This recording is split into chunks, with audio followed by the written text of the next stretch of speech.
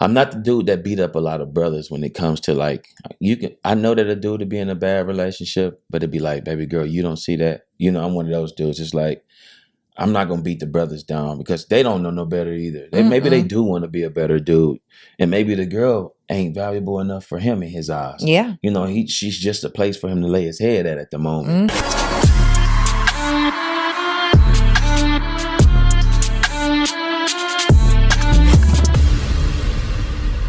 What's up, guys, and welcome to another episode of It's Giving. I am your host, Sarah Fontenot, and if you have not yet, click that button below. Make sure to get subscribed. Hit that little bell so you get a notification with each new piece of content, okay? Because every week we are bringing you real, raw, dynamic conversations that will definitely create conversations in the home, okay?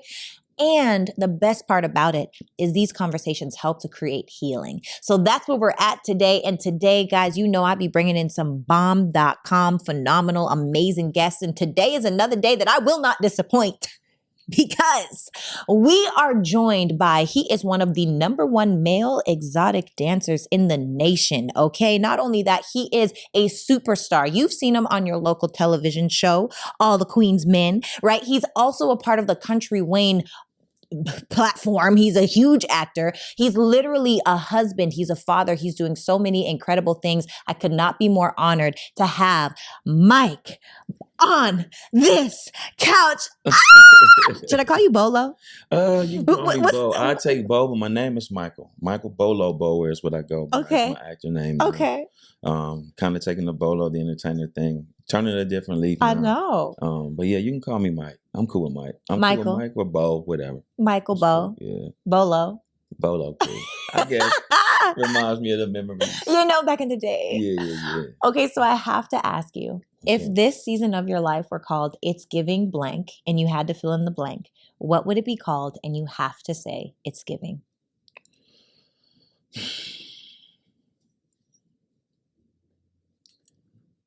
It's giving grow up. Oh. It's giving grow up. Break that down. It's giving grow up. In life, I think we are all faced with challenges where we're in this. I'm in this space. Let's just say that much. I'm in a space right now of a transition. Yeah. And what's constantly being played to me in my head is grow up, grow up. That's not your life no more. That's not what, you know what I mean? And it's like, you have those glimpses where you want to go where everybody know your name, but it's like, nah, bro, go ahead and grow up. Grow up. And I'm taking the initial steps to grow up. So it's good. I do feel like we've been out in public before, even if it's like we're shooting skits or we're eating in between or we're grabbing dinner as a family after.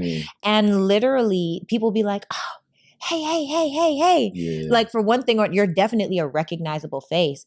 I have to ask you, how did you get into being a male exotic dancer? Okay, so I was about 17 years old when I first started. My brother, Marcel Dixon, back at home in Cleveland, Ohio. He's back at home now. But he brought me in the game. And he was already dancing as well. He's my big brother. He's the person I looked up to. So it was kind of like easy to kind of get into it from there. But the very first time I did my first show, I made me some money. And I was like, that was fast. And I didn't know I was a good dancer. I didn't think I just wanted some money kind of stuff. So that's what it was. So yeah, my brother brought me in the game. That's how I got into it. And is it like lights, camera, action? Is it as, it's very sexy. It's very sexy, but it's very dark. It's a dark side to it. It's a dark side to it. It's fun. It's taught me a lot of different things. It's definitely fun. Let's not get that twisted. Okay. I think it's easy for a man to get stuck in it because you get to have all of the things that most men desire. You get women, you get money, all that good stuff. But again, going back to that word, grow up. You get to a point where it's like that can't be it for the rest of your life. So yeah, it's been fun. The dark side of it is supports the drugs. You know people that do drugs in it. I try not to indulge in as much of those things. I've definitely drank a little bit in the process. Had some fun, Yeah, but sexcapades, all type of stuff. I knew. What is a sexcapade? Sexcapades is just a lot of jump offs. It's a very, very, it's a fantasy. I guess not dark is not the word. I guess fantasy would probably be the word. So you create fantasies for people? You fulfill fantasies. You okay. Yeah, you fulfill fantasies, or you give fantasies, and I know how to give you the fantasy, and then leave it at that. I go home to where you got to be at. I go home to where I got to be at. But this is the fantasy. So for women that come to your shows and they saw you in the past, we're going to talk about the past you, not the now you, because now you married, things are different now. Yeah, I was trying to, yeah. But back then, was it ever like how did you get into the minds of women, or was it easy for women to just throw themselves at you? Was it easy to get women? Like what did that even look like? I listened to women. No, it wasn't always easy. I listened to them. Every critique. I'm not a guy that listen. I mean, a woman to say something. I always took it as constructive criticism. I looked at it like, okay, oh, he should do this more. He should do that. I listen to how they critique other guys and just listen. So to be honest with you, women kind of created this guy that I am to an extent by their critiques. You should do this more. No, women want a man that's more calm, more chill, more ducked off, more laid back. So I paid attention to a lot of that type of stuff. So they turned me into the guy that you get it. You came, you saw it, you conquered. Okay, you turned me into a monster. You turned me into a monster. Were you ever like the sweet, nice guy? I wanted to be. Oh.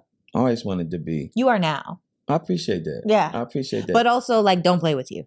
Yeah, definitely don't play with me. But it's never really don't play with me. I have real bad trust issues. I've let my guard down and at times in my life, and was taken advantage of, betrayed, and all that type of stuff. So I'm very, very mindful of who I'm trusting at the moment. You know what I mean? Like women and men? Oh yeah, definitely. Men. I'm different with guys. It's kind of like, I don't know you, got to be around you for a while, bro. Don't really know your dynamic. But it was always because, like, growing up, it was always like I was cool with a lot of people, but I always kind of stayed to myself as well because the envy. I was a guy that could dance. I was the guy that the girls kind of liked earlier on. So, guys kind of always, compartmentalize how we could be cool with, man, my girl may like you. Like, I don't even want your girl, bro. You know what I mean? They just, it was tough for me growing up when it came to that part. Because I wanted friends. I wanted the brotherhood bond and stuff like that. But also, the way that we were raised, we were very private. My mom was oh no, ain't nobody coming over our house. Y'all ain't really going over too many people's house. So it didn't really allow us to have a lot of friendships for real.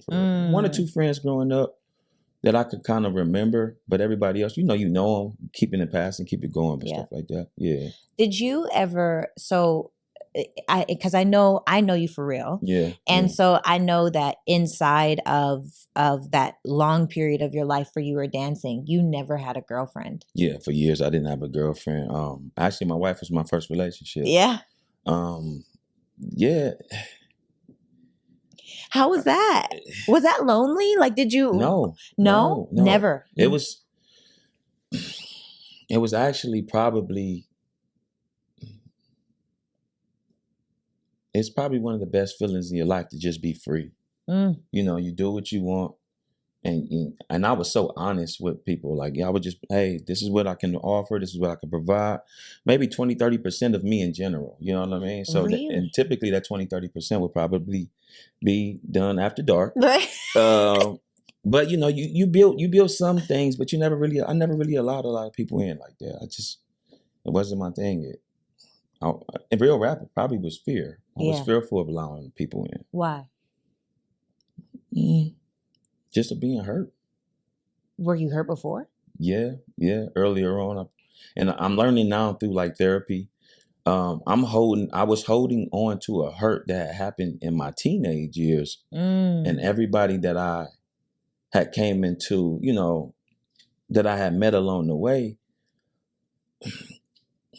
I kind of put them in this in the same perspective of how that person put me, and it wasn't cool now that I look back, but I didn't know. You just don't know. I didn't know that was going on. So, and every woman was just okay with like, hey, this is what it is, and they were like, okay, yeah, because I think about it. I met them in like a fantasy. I met them in like.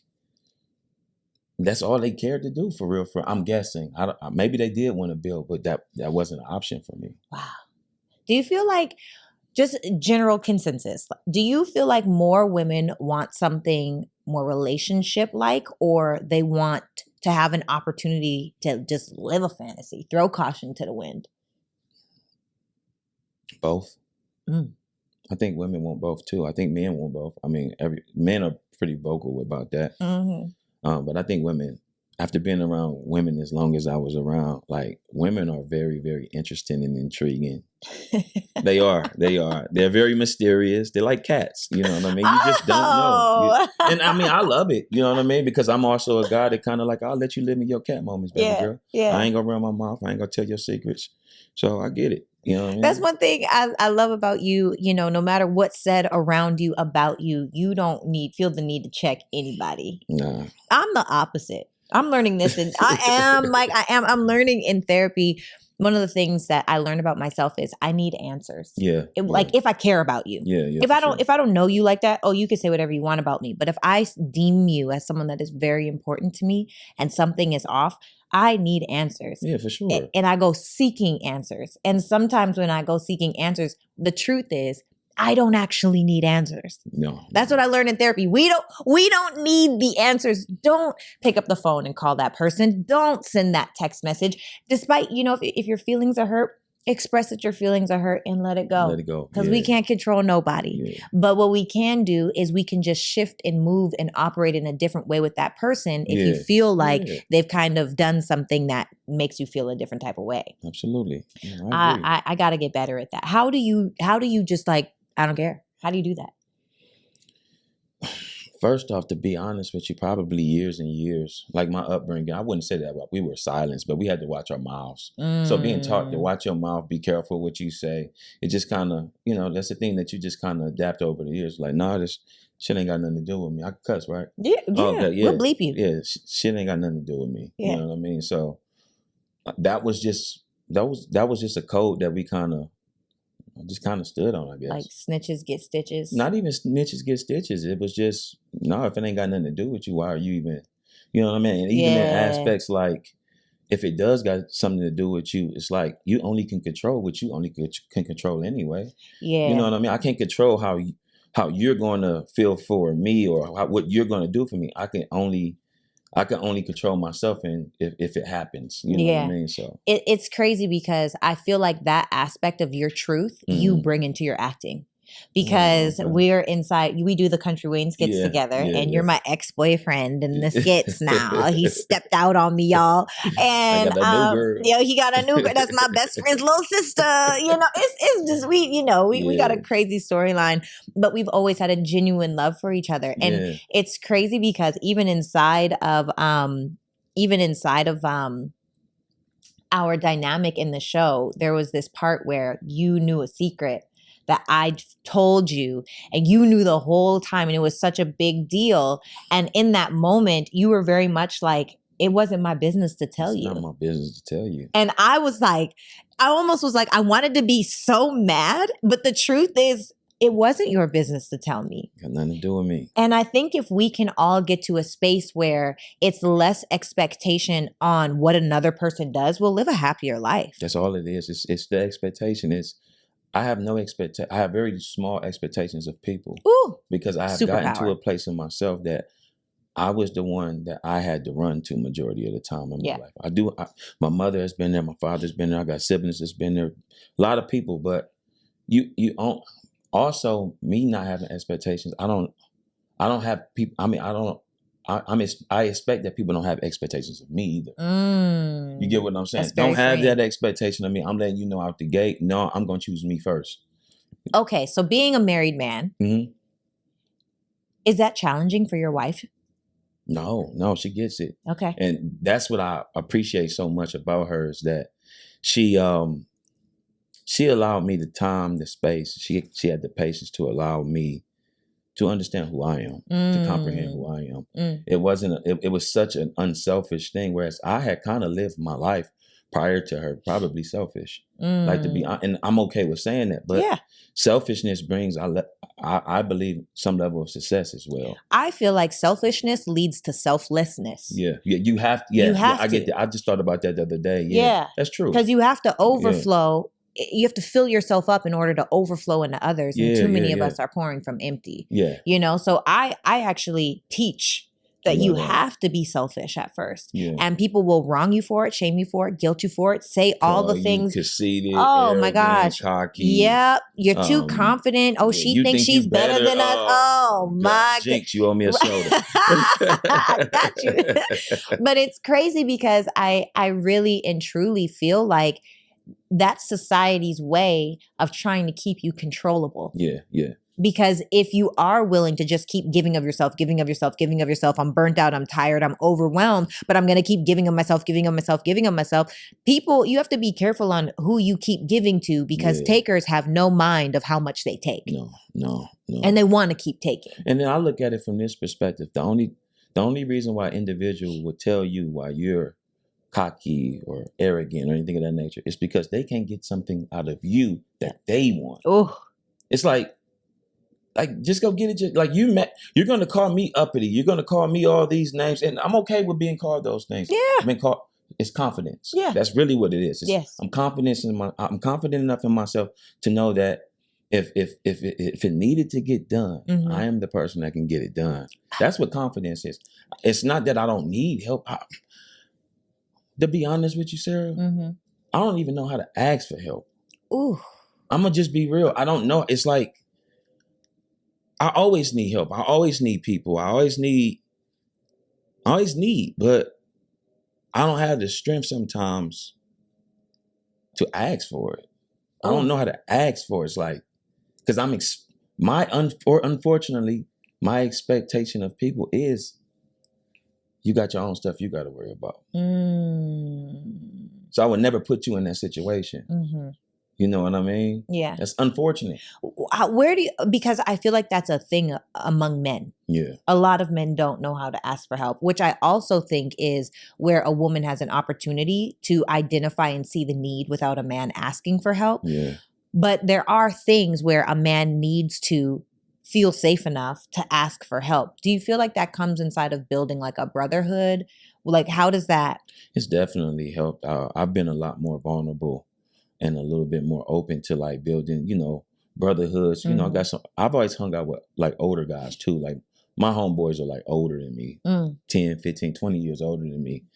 And just to be honest, it's like being around individuals who have the same mindsets, the same goals in mind, has the same type of lifestyle. I want to be around dudes who are married. I want to be around dudes who have graduated past the face. It's amazing to have women around. It does something for a man's ego. It fuels those things. But I lived that since I was 17 years old. You got to get to a place where you realize you got to kind of like grow. Like, who do you really want to be? Me personally, I always wanted to be Prince Charming.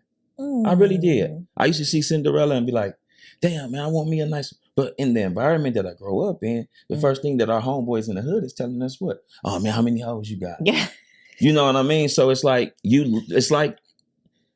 as a dude in today's society, I feel so bad for the younger youth. Like I do, like, because it's like, man, there's really no guidance. It's like, and it's people who trying to give game, but don't even know how to deliver the message to them. Because they're not really on the foregrounds of it. You know what I mean? Yeah, I do. I feel like media is making it where the people that are trying to teach you how to be a Prince Charming or how to be whatever, maybe you are the sweet lover boy, but they'll paint that out to be corny, gay, lame, corny, whack, wet, no, he's not. It's like a good man is almost overlooked because people want to have the bad boy. Yeah. They want to have, whatever it is. And it's just, that's true. It's sad. The good guys do get overlooked, and I think all men have an aspect of good guy in them. You just have to dial back the layers. You have to foster it. Him. Yes. Yeah, I think at the core of all of us, we're all good people. Yeah. All of us. But, circumstances. And what happens is inside of our life, it's like bad experiences, bad memories, bad vantage points, doubt, judgment. It's like these pieces of armor that just get soldered onto your body. Next thing you know, you're a full-blown adult and you can't take your armor off. Yeah. Because you've what is it called? You've like soldered. It's calloused over. And so you have to do the intentional work to get rid of it. Yeah. And most people aren't willing to do that work. Well, most people don't have the time to do the work. Most people, let's be honest, it's 24 hours in a day. Most people sleeping 8 hours and working 8 hours. You don't know what the rest to do because you got kids. You already behind. It's like, how do I love myself? Well, if you keep on putting too many responsibilities out there for everybody in the world, then what you think gonna happen? You can never be responsible solely for yourself. Fair? Yes. Dang. Okay, so we've had a conversation before about all of the responsibilities that men have, right? And I now we saw this video where the video said a man cannot outwork a good woman, because a good woman inside of her feminine energy is going to find the needs that you have, find the needs that the children have, find the needs that the household have, find the needs that all of the things, and then lastly, the needs that she has. Yeah. So it's really challenging for a good woman to even measure all of the things that she may be doing for the family, because the truth is she does everything plus the things you don't even think about that she's doing. That's true. Now, on the other side, I do feel like men have all of these responsibilities, especially the way that social media and, different platforms are painting it where, is it a 50-50 household or 100 and 100 household? And there's all of these stigmas put on men, because most men, and no shade to anyone, but this is just statistically true, most men can't afford to live by themselves and pay all the bills for them and their family. Most men need to go 50-50 because rents are high and inflation is crazy. Right? And the question is, do you have it in you to go go open up that beast? Because we all got that killer inside of us, right? But a lot of men choose complacency instead of being hungry and going out and making a change. It's comfortability, and it's not to give them an excuse, but I think if women actually took the time to really realize how tough it is for dudes, and vice versa, I think if guys actually took the time to realize how tough it is for women. What do you think makes it hard for men? As a man, as a family man, as a working man. What I said is like the trauma that you're not as, all of the times that you're told to shut up, all of the times that you're told not to cry, all of the times that you're told that that's soft, all of the times that sticks to you. So every time that, like, think about you, that's been told to you till you're 18 years old, right? You gotta unravel all of that to get into the real world, right? Most definitely African American men, we came up in urban communities, right? In those urban communities, what happens? It's everything that I said that it was, right? You get in the real world and none of that matters. I'm hanging around my Caucasian friends now, and it's like, bro, really? It was like that? And it's like, yeah, like it wasn't like that for y'all. So it's like, if I can tell any brother anything, it's like, man, go find some new friends. Yes. Please go find you some new friends. Yes. You know what I mean? But it is tough for guys. It's all of the stuff that they have to peel before they can get to them again. So some dudes they go to prison. Some dudes lose their lives being somebody that they think they're supposed to be instead of just being who they are. Yeah, Jinx, you owe me a soda. we neutral now. We good. And we good now. We call it even. Yes. It's crazy because I was just having this conversation with my sister yesterday, right? I did a reference in one of my videos to Sounds of Music. Have you ever seen The Sounds of Music? Kenny, have you ever seen The Sounds of Music? No, Lisa. I hate it here.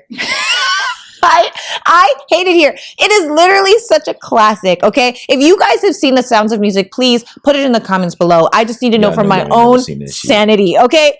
We did a whole reference to like this little cute little dance thing in the video. And there's a song that goes, I am 16 going on 17, and I am so naive. Men that I meet might tell me I'm sweet, and willingly I believe. And they have this whole little dance thing and it's a Julie Andrews, like, classic. Yeah. So I was having a conversation with my sister, and she was like, no one is going to get your reference, because I'm realizing, Sarah, we're Canadian. Like the same way that most Black people have all seen Menace to... Have you seen Menace to Society? Of course. I've never seen it. Boys in the Hood? Never seen it. Like there's so... Look, even everybody on here is like, what? Yeah, I've never seen it. Okay. Or even when I even think about like desires and bodies and the way that we are sexually intertwined with people, it's very different. Yeah. It's very, very different. Yeah. You know, so I feel like growing up in Canada, there's not the same reference point. Like my struggle was I was the only Black girl in every grade. You know, I had a different type of identity crisis, you know, than a lot of other people. It was the identity sometimes that we have once we unpeel the layers. Yeah. Yeah. Sorry for you. You know, I'm really learning that like how you were raised is such a massive point. It's like connecting the dots, right? Yeah, and you don't choose that. No. You don't choose God that. does. Yeah. You don't choose that. No. It's like, hey, I'm going to pitch you. Figure it out. And then I ended up in America and people are coming. I came to America, baby. And it's wild because it just makes me think like a lot of the stories, you know, we had our visual director, Anissa, on the couch and we were having an episode. In the episodes, we do these Reddit questions and we answer questions for our It's Giving audience that they ask us and they submit. Yeah. And when she was talking, she just started talking about her life. And I was so mind blown. Yeah. Like, and it was her story is so inspiring, but I can't relate to it at all. Yeah. You know, like the differences inside of the nuances are just very different and not from a judgmental place. We're just different. We're different people that have had different experiences, but it's crazy how you said like, depending on where you were raised, how you were raised, who was around when you were raised, all of those things make such a pivotal difference for who you are as a human. And if at any point you want that to change, you just have to do the work. Yeah. Yeah. You just got to do the work. Okay. So I have to ask you this question because I feel like you're married now. Mm-hmm. Your first girlfriend is your wife. Yeah. How did she pull you? Because you are a masculine, successful, you ain't even really given a time of day. Like for the women at home that are like, they want that, the black stallion, the lone wolf, you're in purpose, the on purpose. Male. Yeah. Ooh, I like that. Sigma male. Break that down so they know what we talking about. Sigma male is definitely Googling and YouTube because that's kind of like what I ended up doing. Sigma male is like it's the other of the alpha or the beta. Mm-hmm. Sigma males are typically very intimidating to alpha males. Alpha males have to be boisterous. Sigma males stay in the cut, and women come to them, or opportunities come to them. I don't do a lot of chasing. I don't do a lot of.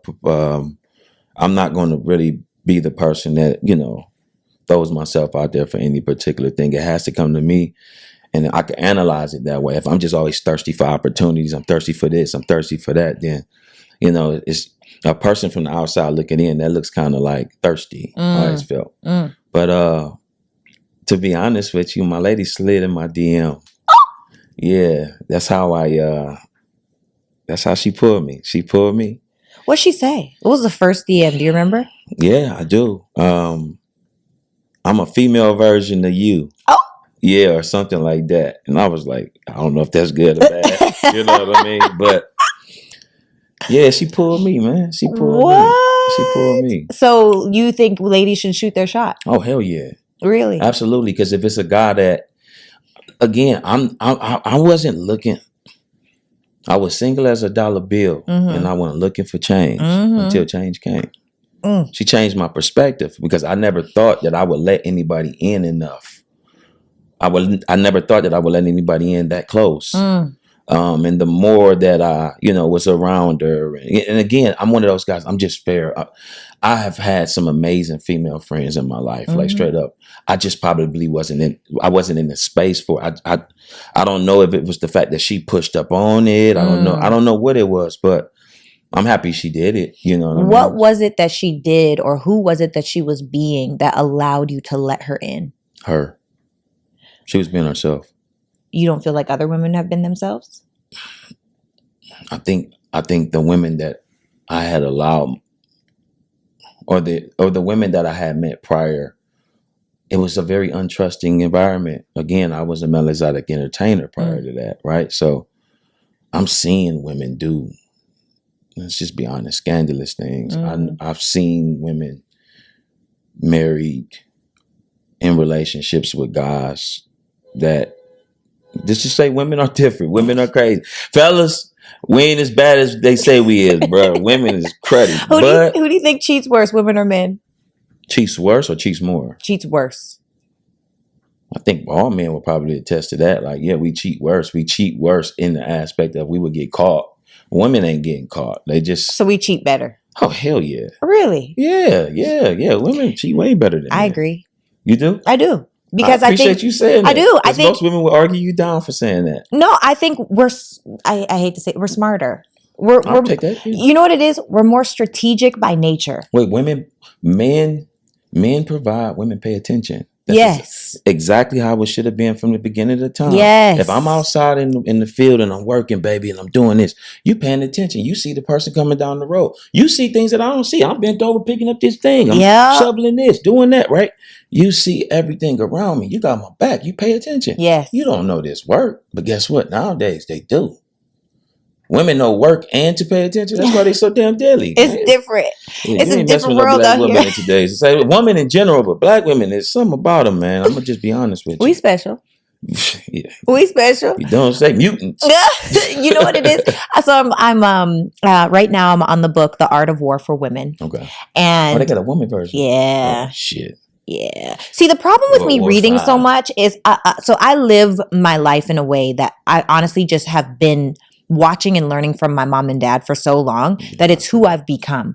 But now that I've learned so much, I can articulate what it is that my mom actually taught me, which makes it a little like I'm very intentional, which can be very manipulative at times. It can. Yeah. But no, I'm going to use the word contrivance. I like that. Because manipulation has a negative connotation, whereas contrivance is where I can inspire change. Yeah. I'm not forcing or like being conniving or scheming change. You know, I use contrivance.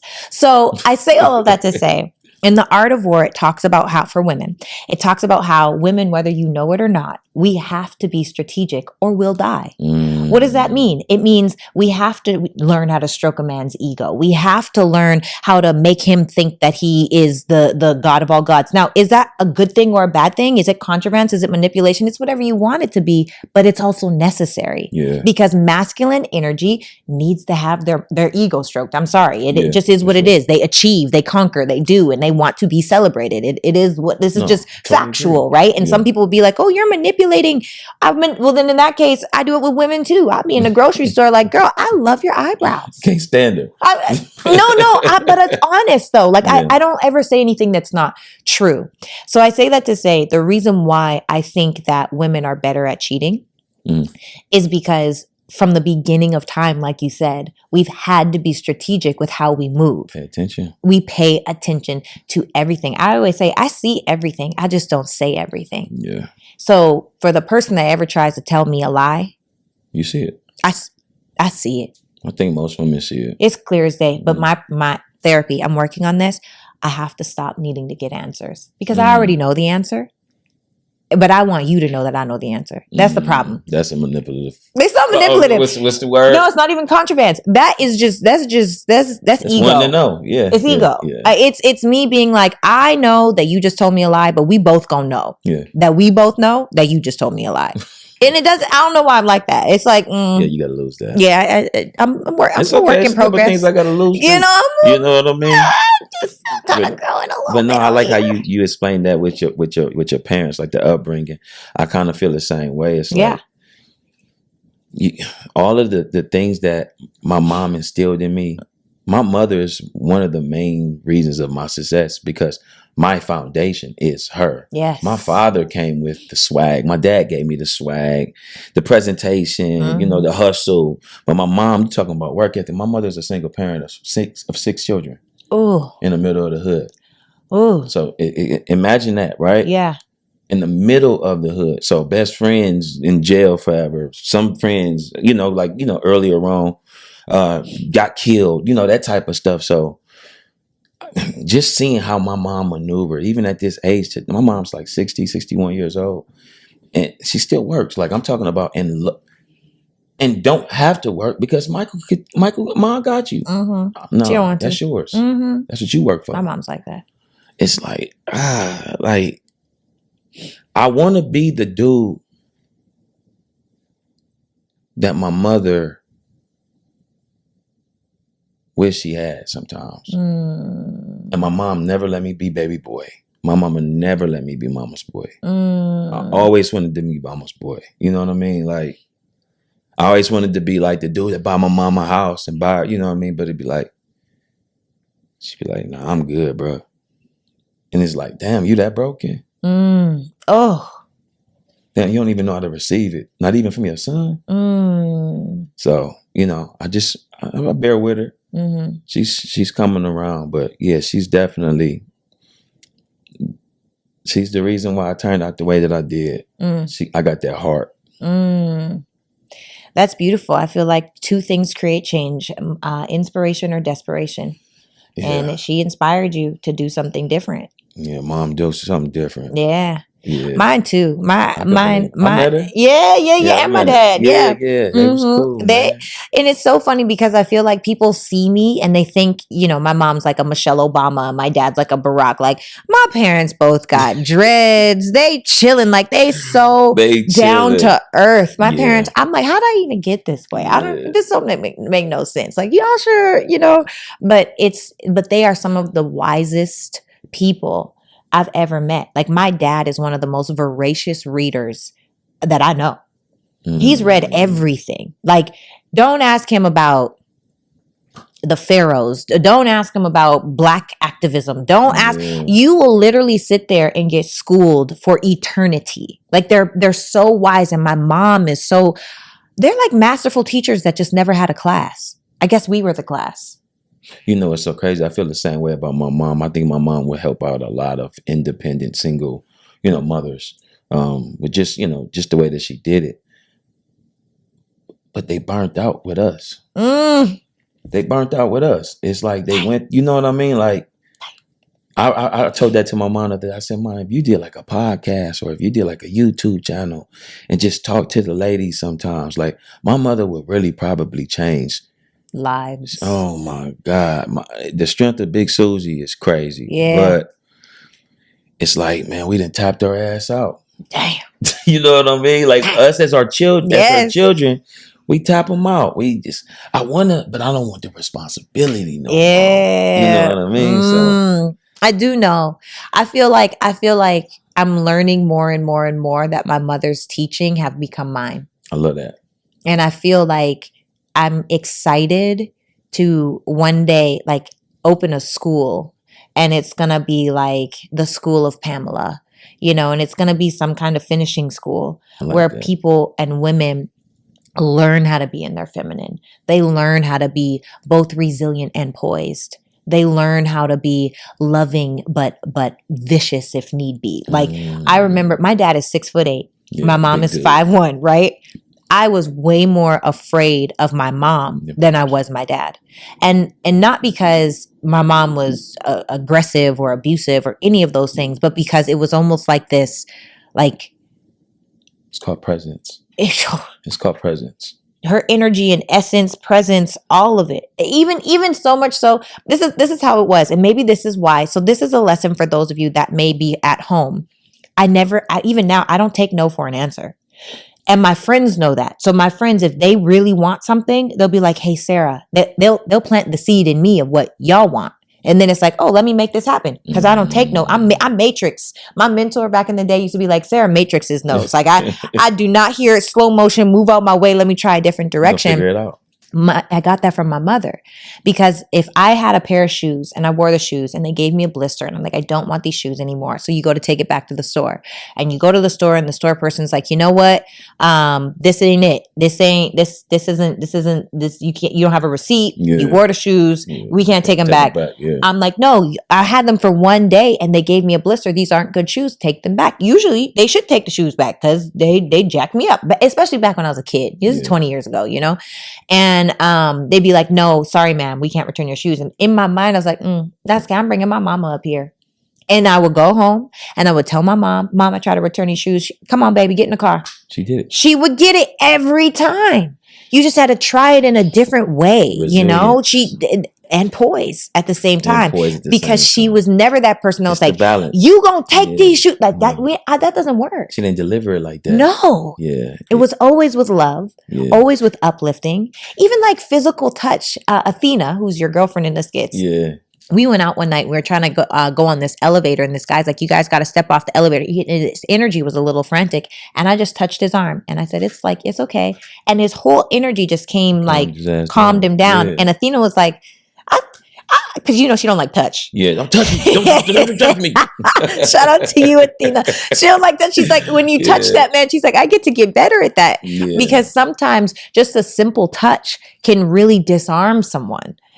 So one of these days, it's going to be the school of Pamela.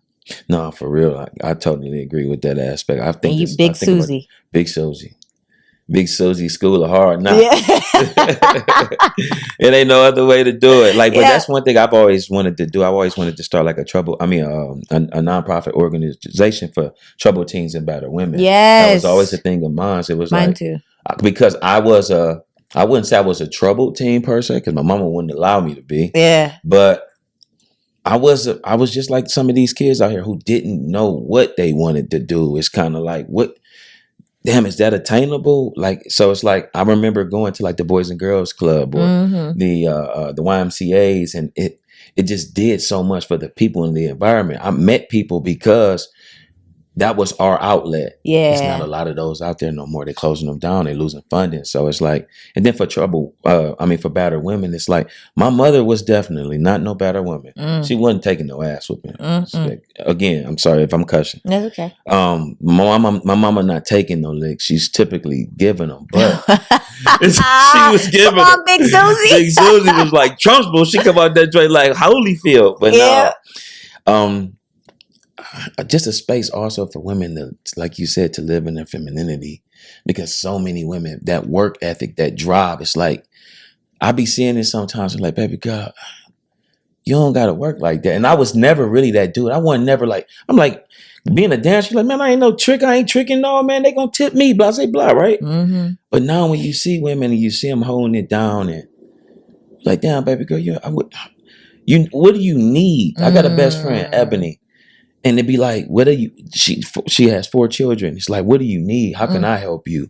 How can I help you help me? I need help with my nephews and my nieces coming over here to entertain my son sometime, or help me out with the dogs or stuff like that, because I have a kennel as well. Mm-hmm. But I look at those things and I be like, dang, it's so many women out here who just thugging it. And it's not a lot of dudes that's thugging it like that. Mm-hmm. It's just sad. It's a different world now. Mm-hmm. So I always wanted to start a nonprofit organization for troubled teens and battered women, and that's something that I want to really pursue in the near future. I always said that for foster girls. For real? I was never a foster child, but my heart goes out to women or young men that don't have leadership in their life. Yeah. Because it just changes the way that you grow up so utterly and completely. And not to say that I have it all together, because I am a hot mess. I'm a beautiful disaster. Like I just told you, I got some things to learn. However, I love the person that I am. Yeah. And I think when you love yourself truly, genuinely, and thoroughly, you operate differently.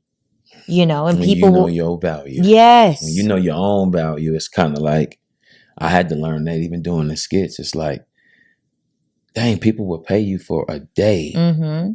So how much is my hour? Mm-hmm. How much is my hour? You know what I mean? Yes. It's weird. It's crazy. It's to see different. Yeah.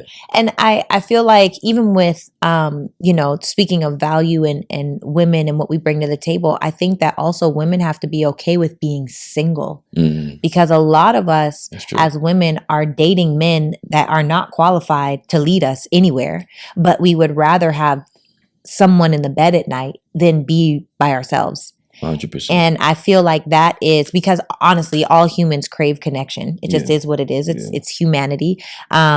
But it's sad because I feel like a lot of women forfeit the destinies that they could have loving and listening to the wrong people.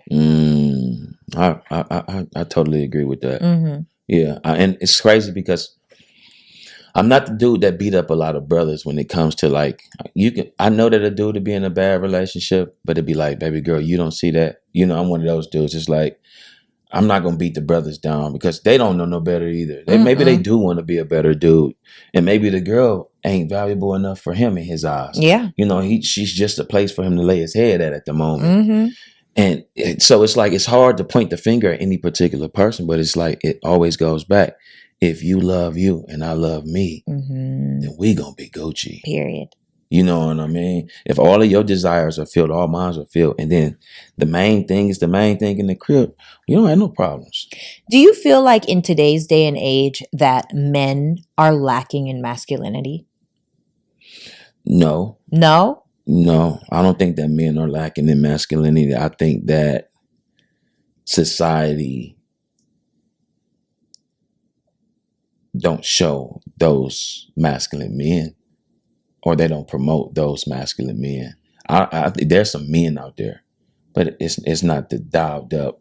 It's not the dude that's wants to sit down and do a podcast most time. You know how I am. Yeah. I'm a dude, I know. and I enjoy being a dude. Right. I don't want to talk about it majority of the time. I don't want to that's life, but there's some masculine dudes out here, but masculine men don't do this. Yeah. They don't talk like that. They just watch. They just observe. So they're out there. You won't hear them. And the thing is, they running away from all of they're running away from the camera. They'll watch what you talking about. But them dudes that, And then you have a lot of dudes that are saying that they're men or they're masculine dudes.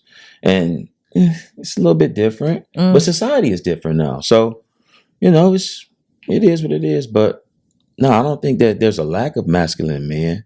I think I do feel as if there's a lack of femininity in women nowadays, though. I'm just being honest. However, I feel as if it's needed. I feel as if there's no choice. There's no other choice. You know what I mean? I think that the lack in femininity in women is stemmed from the lack of masculinity in men, because women are forced to be more masculine because they don't have masculine energy around them. And I think that I can respect that. Yeah, I feel like there's such a lack in leadership in a lot of men. I believe that. And I feel like there's a lot of lack in masculinity in the sense where most men have empty dreams. They have all this potential in theory, but it's not potential in action. Yeah. They have all of these desires that they're not actually going after. And we know, at least I believe, that men really never feel complete as a man until their money is right, their mindset is right, and their purpose is right. When you got all of those three things together, and that doesn't mean that you have to have arrived at those things, but you know where you're going, you know how you're going to get there, you know who you are, and you feel complacent with the amount of money that you're making. Until that point, I don't feel as though, and you correct me if I'm wrong, I don't feel as though a man is really walking inside of his grown man, like his king, his leadership, until he's done those things. Possibly. My thing, there's no right or wrong answer. It's always my answer or your answer. Right. You know what I mean? So yeah, absolutely. If that's your take on it. Before money, I was the man to me. But you've been making money for so long. And when you're young, it doesn't matter. Money's not a thing because they don't press you. Yeah. But as an adult, you've always been making money. Yeah. So I was going somewhere with that. Okay. So I guess we can rule out the money aspect. Okay. Purpose. It took me a while to find out what I really wanted to do. May I? Go ahead. But you remained single because you didn't know. Look at me being educated. Is that Pam? Damn, Pam. Mama. Damn, Pam, you bleed through. No, that's real. You know what I mean? Yeah, I feel it. Until I'm that's when a man is going to say, I'm ready to lead myself and somebody else. Yeah. But most men don't have leadership. Yeah. And I don't even think it's a reason. I wouldn't even guess. I wouldn't even try to guess why men don't have leadership, but I can only it's not a lot of black men in the home. It's not a lot of men at home, right? So it's a lot of women trying to teach men how to be men, and it's and hard. we're not men. That ain't happening. It's a challenge. My mama raised the hell out of me, but when I moved in with my pops, Mr. Michael Bolwaire, I can remember growing up. Oh, you're a junior? Nah, I'm not a junior. I got his first and last name though. That's cool, ain't it? No, for real. I just thought that was cool because I'm like, man, he got a name on him. Like, yeah. My daddy got kids. My daddy been, in some trouble and stuff like that. But overall, he was just a solid dude. But he put the icing on the cake. He taught me he gave me the swag. He gave me the keep your head on the swivel. He was the one that kind of told me about the things that you was going to have with the issues with dudes. My dad was always that dude. He was the quiet, low key, ladies dude, but had to play a whole different way because dudes would try to play with you because all the girls want you. So my dad kind of gave me like it was like experiences every day. Like I'm like, dang, because as a kid I always wanted to be like my dad. I wanted to be swole, smell good, clean cut. Like that was everything I wanted to be. So when I was able to be around my dude, like my dad, I feel like I said, it was like the icing on the cake of me. It was like, and it's things that my mom couldn't have taught me. My mom couldn't have taught me how to walk like this. My mom couldn't have taught me, like my dad used to say, "Nah, don't go chasing after no chick. Let them come to you." And when I heard him say that, I'm like, man, how you get my? And my mama told me the story. She said, "Nah, I went after him. I saw his fine ass. I was like, oh, because I was always taught, like, oh man, you want her, go get her, bro. Yeah. I ain't never had no mouthpiece. I don't know what to say most times. I'll be real. Like, if the swag ain't got you, baby, just buy. You know what I mean? Yes. So yeah, that's just what it was. But pops you need a dude in your life. You need a dude in your life, whether it's a father, an uncle, a big brother, a mentor, whatever. You know what is so crazy? Number one, that history repeated itself because that's how your wife got you, and that's how your mom got your dad. And that's how my son's girl's gonna get you. But you know what is wild to think about? I am such the complete opposite. For real? I would never chase a man. I would never shoot a shot. Now I'll let you know if it's safe for you to come shoot your shot at me, but I'm not shooting no shots. But why not? I don't do that. I am so inside of my divine feminine, and feminine doesn't chase. We don't chase. Now look, there's no right or wrong way to do it. Like you said, it's just your way, my way. There's 18,000 different ways, million, all the ways, exponentially growth, right? To do anything. But for me, my way is I'm going to allow all of the suitors to pursue. I think there's a reason why a suitor and inside of pursuit, it's the same word. I'm going to allow you to do that. You know what's so crazy with you saying that? I couldn't even argue you down. I couldn't, because I'm the same way. Yeah. You know what it's I like mean? This is Hunger Games. May the odds be ever in your favor. It's like no, I was the same way. It's like I just told you. I'm like I'm single as a dollar bill, and I'm not looking for change. It's like until change came, I wouldn't have never known. I wouldn't have never known. Were you scared to choose your wife? Were you scared to be in a relationship? Was any part of you like, this ain't for me? This ain't it? Hell yeah. Earlier on, because it was like the freedom leaves out the door. The freedom is what you like. It's the freedom. It's like, oh my God. But it's like, no, when we start being able to communicate healthier, it was like, no, she understood it the whole time. She knows she pursued me. You know what I mean? So it was like, no, I get it, but talk to me about it. And I tell you this all the time. It's like, I never really had to do a lot of talking. I was all about action. You know what I mean? And I'm about action in different realms. I was about action in the gym. I was about action on the dance floor. I'm about action as a father. I'm about action as a husband. I'm about action as I'm about action. And what I realized is that with all that action, if you don't know how to articulate if you don't know how to articulate the message you're trying to convey, then what's all the action for? You know what I mean? What's all the action for? Do you feel like that creates resentment? At times. How did you learn to convey a message? Taking deep breaths, Mm. thinking before I spoke. Mm. Because when you're a person who typically don't speak, you just say anything sometimes. Mm-hmm. And I realized that just saying it's your truth. Mm-hmm. That's why I was always the person of like, no, there's no right or wrong with me and you. I can understand your perspective, Mm-hmm. but please understand mine. Right. We don't have to agree. We don't have to agree, and I'm okay. We can live or die another day. Mm-hmm. I'm not about to sit here and argue with you about your opinion. That's your life. That's okay. Mine. You know what I mean? Yeah. But yeah, that was definitely the hardest part. I feel as if it's like finding the desire to even want to relay the mess. Like sometimes it's like, why does it matter to you? Mm. You know what I mean? Like I've been in that space for so long in my life that it's like, man, like, dang, I gotta talk more. I gotta be out more. I gotta come out there. I gotta take glasses off. I gotta, it's like, but you realize it's the sacrifice. Mm-hmm. It's if I don't do it, then my mother's message never get told. Ooh, come on, Big Susie. You feel me? Yes. Like, I had that conversation with her not long ago. It's yes. like if I don't say the words and I have the platform, yeah, then how for a person who don't want to take anything, she said, you work for that. How do I ever really repay you then? Thank you. Thank you. Mm-hmm. Tell that message. The best thank you and apology is change behavior. Yeah. Growth, evolution. That's fire. Okay, so we have to shift gears here a little bit. And I'm like, we could talk for hours, literally about all of the things, right? We be talking like, oh shit. Okay, so we have a part in the show where it's giving versus it's giving. So I give you a scenario, and then I give you something it's giving negative or it's giving something positive, and you have to tell me which one you would choose and why.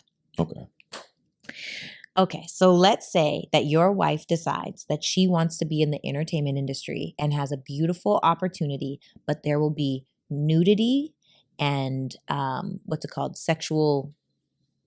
What, like nudity scenes? Yeah, like sexual scenes in the movie. But it's a really beautiful payday. It's giving, hell no, to the no, we good over here, baby. Or it's giving, oh, look at my wife wanting to delve into something exciting for her. It's giving, oh, look at my wife wanting to delve in something exciting for her. Really? I am not that dude. Sore. Because I'm soaring. Sore. Because I'm soaring. I got morals and values. Have morals and values. Love you first. Yeah. But sore. Yeah, I ain't no hater at all. I don't care enough. It's like, it's your shit. You know what I mean? I'm the best dude to kind of be in a relationship with, because I ain't going to control you. I'm going to give you what you want. I'm going to beat the brakes off of you. Let me stop. But no, no, baby girl, do what you want to do. Yeah. Because you're doing it for you. You're not doing it for me. Jeez. You know what I'm saying? That's just honest. Okay. Next question. You ready? We've asked a couple people this question before. The question is, let's say you and your wife, before you're married, you just started dating, and sorry, I don't know why it's so funny to me. You just started dating, and she has to leave in the morning to go to work. She goes, you get ready for your day, whatever. She calls you in the middle of the day and she says, hey, babe, I just wanted to let you know, so sorry I forgot my toothbrush. I had to use yours. And you had already used your toothbrush. It's giving absolutely disgusting. Don't ever do that again. What kind of bacteria is in your mouth? Or it's giving, oh, we swap germs anyway. It's giving, oh, we swap germs anyway. What? Yeah. What? What? Like I feel like all men are like, whatever. And all the girls are like, ugh. Yeah. It's just... See how far that gets you. You see where all that go. No, a toothbrush? Toothbrush? I mean, it's a toothbrush. What, $1 and some change? No, it's like the plaque and the bacteria in your mouth. Why would my woman have plaque and bacteria in her mouth? Because we all do. It's natural. We have plaque and we have bacteria on our skin. I get that, but I'm just talking about in general. It's like, and I get where you coming from. That's probably coming from what do they call them? A germaphobe, right? But I'm not a germaphobe when it comes to stuff like that. If I'm kicking it with you, if I can kiss you, then I already got your plaque and your what's the name? I just can't do it. It's just not the same for me. You don't think so? Yeah, it's not that bad for me. I ain't gonna argue. Now, if you mess up the paper, we gonna have a problem. Yeah, it'd be giving ass whipping. Excuse my language. Okay. All right. Okay. Okay. Final question. Go ahead. This one's really simple. Okay. Final question. Here at It's Giving, we believe in reading. We believe in growth. We believe in evolution. And Jay-Z said, if you wanna say something important or you want to hide something for people, put it in a book. And we don't agree with that. It's like read, learn, grow, expand, soar, as you said. Yeah. What book has changed your life and why? Can I be honest? Yeah. I read a book. I forgot the name of the author.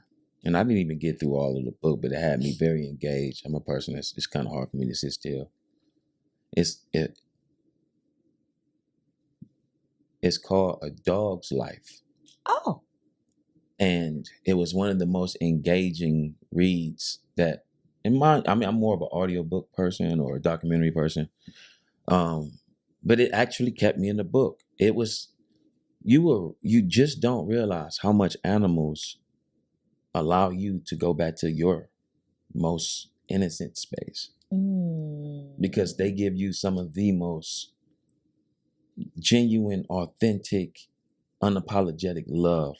I can remember, and I'm a dog guy. I am, right? I'm a dog guy, like for real.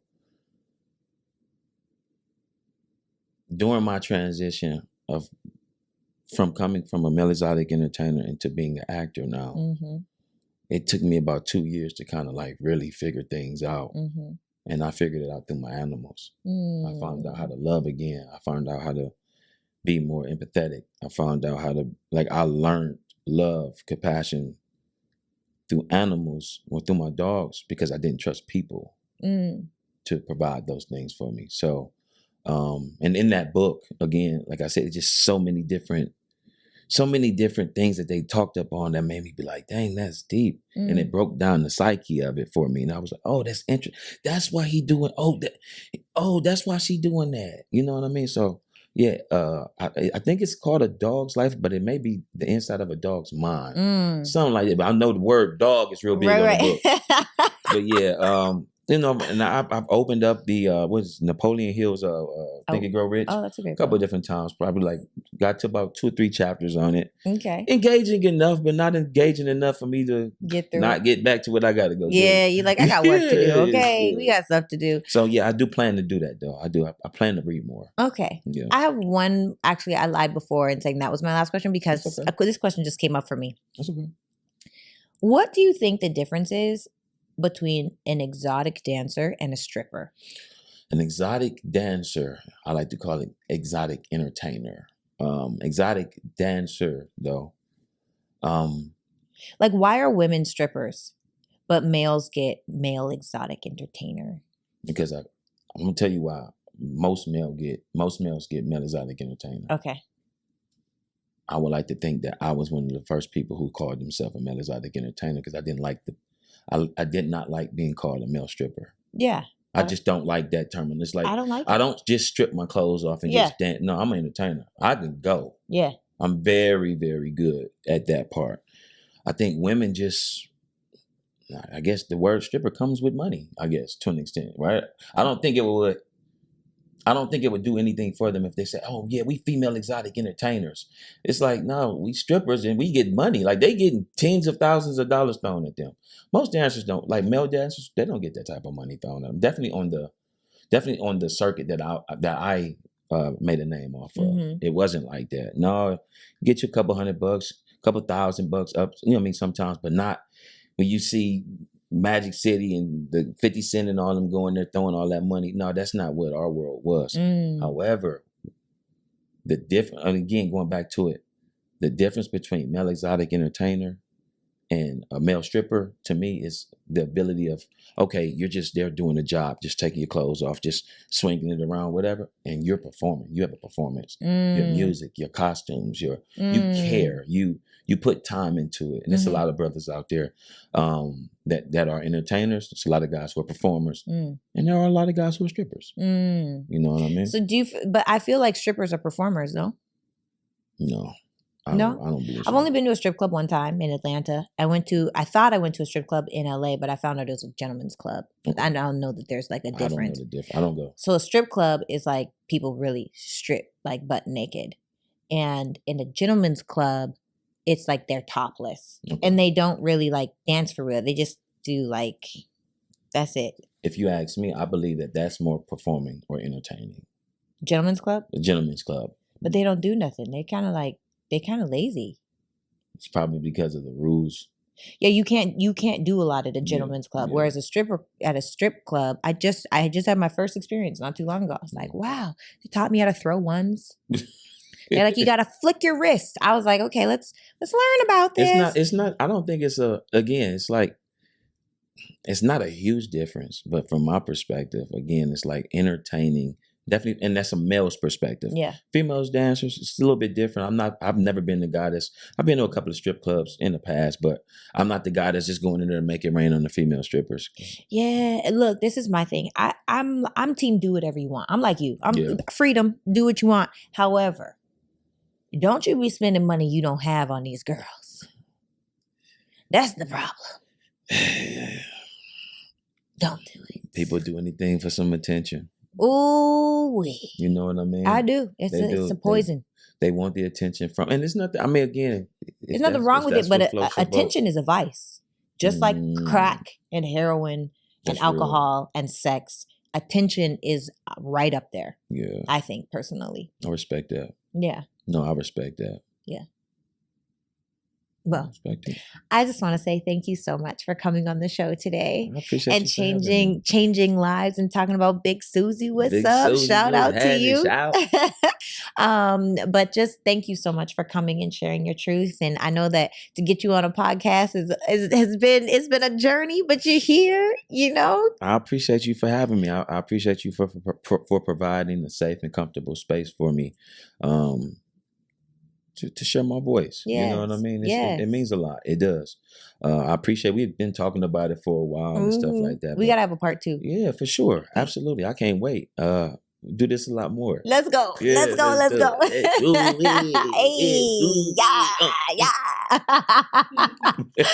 All right, guys. Well, that is today's show. If you made it this far, make sure to click that button below, get subscribed, hit that little button so you get a notification with each new piece of content. And if no one has told you today, you are freaking phenomenal. Bomb.com. Nothing can stop you, but you got to do something about it. Love you guys. Yeah. Bye. Y'all be cool. Yeah.